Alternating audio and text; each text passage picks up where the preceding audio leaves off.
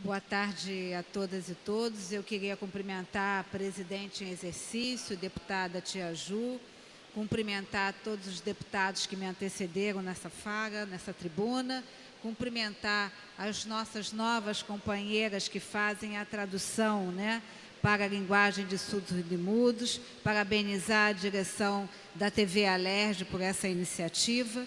E eu subo essa tribuna, em primeiro lugar, e aí me dirijo de um modo muito particular ao deputado Zaqueu Teixeira, ex-chefe da Polícia Civil como eu, delegado de polícia como eu, e como nós gostamos de dizer, policiais civis, para lamentar uma vez mais a morte de mais um policial que, segundo os dados não oficiais, ultrapassa o número de 80 policiais mortos, e me incomoda de um modo muito particular essa informação de que a morte se deu fora do horário de serviço. Afinal de contas, o policial civil, o policial militar, ele está de serviço 24 horas. Não pode ele se negar a agir no cumprimento da lei em defesa da sociedade. E eu quero me dirigir aqui aos familiares de Fabiano Bezada, 33 anos, policial civil lotado na CORE, um jornalista que abandonou a sua atividade como jornalista para se dedicar à Polícia Civil, um atleta do mundo do skate e que desejava, sim, trabalhar em particular na coordenadoria dos recursos especiais da Polícia Civil e que foi, sim, cercado por 2 bandidos numa moto, 4 bandidos num carro e, no exercício da sua função, reagiu, matou um desses bandidos, mas, lamentavelmente, também veio à morte. E eu quero dizer que me incomoda de um modo muito particular o silêncio das autoridades. O silêncio das autoridades que em nenhum momento apresentam qualquer argumento, seja de revolta ou seja de lamento, o que faz com que os policiais, sejam civis ou militares, só possam ser acolhidos e confortados no âmbito das suas famílias e no âmbito das suas corporações. Mas esse dia que hoje já começou tão difícil com a notícia da morte desse policial civil, esse dia e essa semana que começa com as inúmeras notícias relativas à situação econômica e financeira do Estado do Rio de Janeiro. Ontem, numa grande rede de TV, o secretário estadual de Fazenda, Gustavo Barbosa, anunciava num tom professoral as medidas que estavam sendo adotadas pelo governo do Estado. Dizia ele, que não haverá, em princípio, o aumento dos impostos, já que essa notícia, já que essa estratégia já foi adotada no ano de 2015. Dizia ele, da preocupação da arrecadação financeira do governo, já que ao arrecadado em 2016, comparados aos indicadores de 2015, demonstram uma efetiva diminuição da arrecadação. Falava ele também na revisão dos contratos e, com isso, dizia que se esperava uma economia de 515 milhões. E eu nunca entendi por que ainda não aconteceu a revisão desses contratos, já que, como o próprio líder do PMDB disse aqui, deputado André Lazzaroni, essa iniciativa foi indicada e decantada nesta casa inúmeras vezes pelas mais diferentes matizes políticas que têm assento nesse plenário.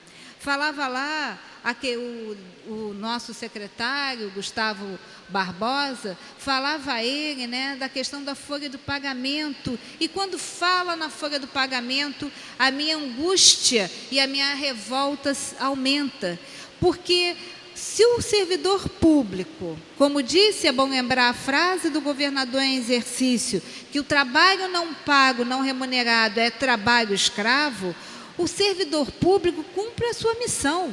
Ele faz aquilo que lhe é devido no contrato e nas relações de trabalho que ele tem com o governo do Estado. Ele não pode ser penalizado pela má gestão do governo do Estado. e, com isso, deixar de ter o direito legítimo ao seu pagamento. E, nesse sentido, nós vimos que no dia de ontem recebeu 70% do grupo da segurança pública, apenas aqueles que estão na ativa. Os inativos e o restante dos 30% receberão no dia 13, e aqueles que não têm a possibilidade de estar no grupo da segurança pública ou no grupo da educação, somente o receberão no dia 17. Então, no meio dessas notícias dadas com tranquilidade, com clareza, né, tentando trazer o economês para uma linguagem que todos pudessem entender, esqueceu-se de dizer daqueles decretos que foram publicados no Diário Oficial de ontem, né? Lembrando que até mesmo a suspensão da possibilidade de novos empenhos, né, preservou, e eu não quero fazer aqui nenhum juízo de valor, eu acho sim que a educação e a segurança e a saúde são sim políticas estruturantes, mas também apenas se preservou essas atividades. E quando me falam que vão ser devolvidos os servidores requisitados dos entes federativos, me lembra uma certa manifestação que fala sempre até a página 7.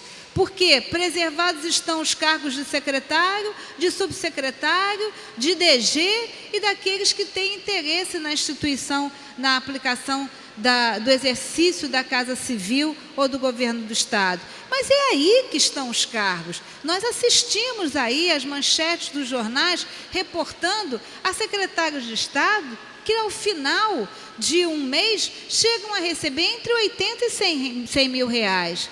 E quantos policiais civis recebem, quantos policiais civis ou militares nós temos que pagar para formatar esse único salário? Será que não há no quadro dessas secretarias profissionais de carreira habilitados a exercer esses cargos sem terem que ser trazidos dos entes federativos e pagar, além dos salários, pagar também as gratificações específicas? Mas assustei-me mais do que o normal quando li no dia 4, particularmente na data de hoje, com mais tranquilidade, os 14 decretos de isenção fiscal que foram concedidos pelo governo do Estado. O argumento do governo do Estado é que a isenção fiscal, né, essa benesse fiscal, ela vai trazer um número de 6 mil postos de trabalho ao ano e também, né, a possibilidade de 270 milhões.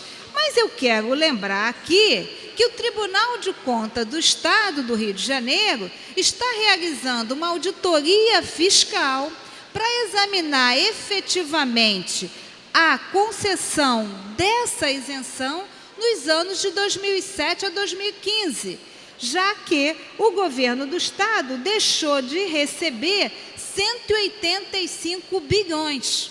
Então, o meu sentimento policial me faz pensar o seguinte: se o TCE está fazendo uma auditoria nestas isenções fiscais para verificar o que efetivamente retornou aos cofres públicos, algo estranho está quando nós passamos a ter a publicação de 14 decretos de isenção fiscal.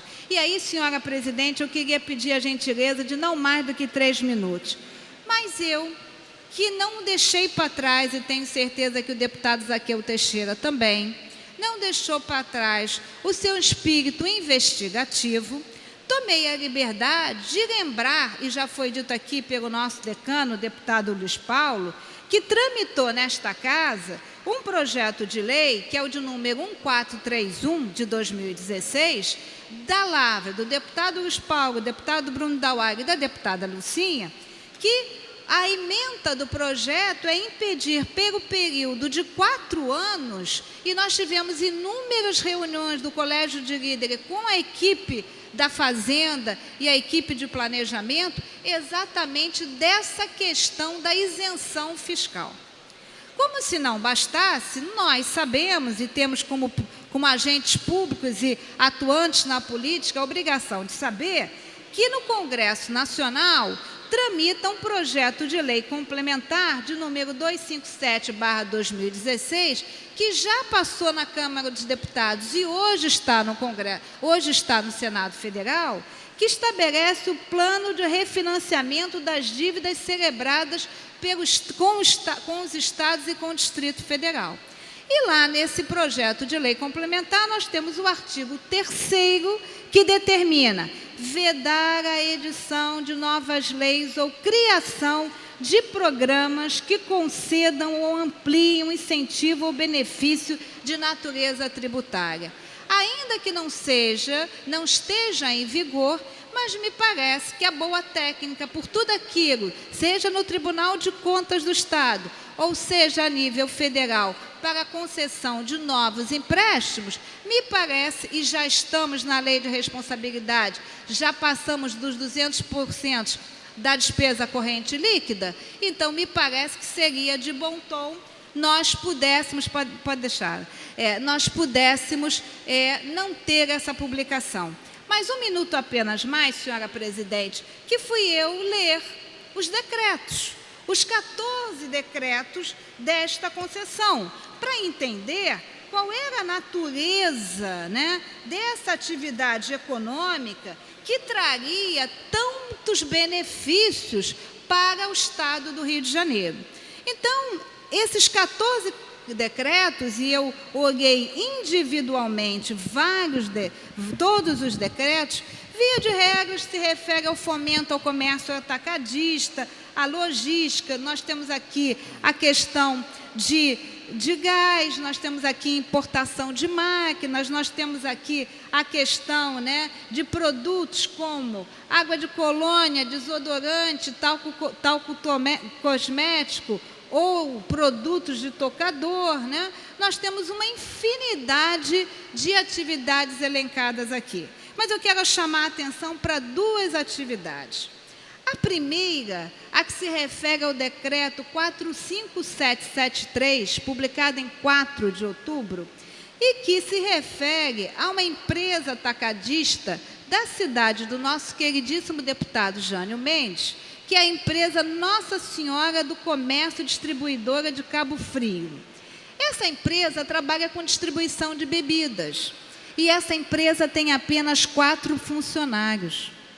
Essa empresa já teve esse benefício fiscal no ano de 2011, ela está aberta desde 7 de outubro de 2010. Portanto, amanhã estará fazendo aniversário e comemorando aí 6 anos de existência.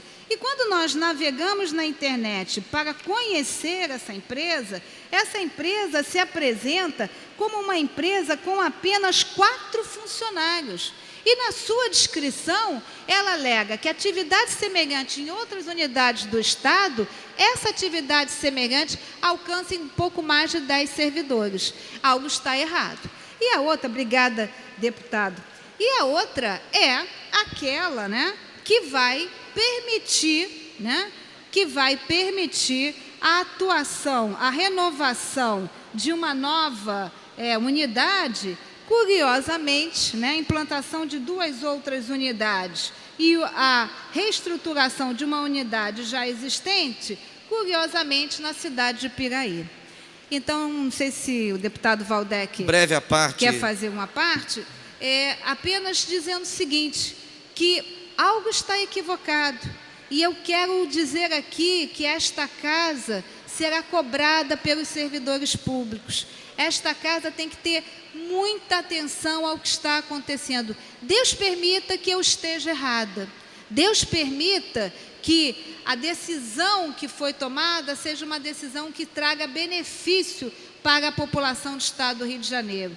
Mas lamento eu achar que possa ter feito uma análise da verdade dos fatos. Deputado Waldeck. Querida deputada Marta Rocha, com brevidade, apenas para cumprimentar e endossar o pronunciamento de Vossa Excelência e dizer que talvez eu seja portador de mais notícias. Porque no Diário Oficial de hoje saiu um 15º decreto e como consta na publicação, teria sido omitido o Diário Oficial de ontem. Portanto, não são 14, já são 15. Isso apenas corrobora e endossa ainda mais a preocupação tão bem traduzida aqui por Vossa Excelência. Obrigada, deputado Valdec. Muito obrigada, senhora presidente, por me conceder esses minutos que eu trago com o lamento da família policial e com a preocupação dos servidores públicos no tocante aos pagamentos dos seus salários. Muito obrigada.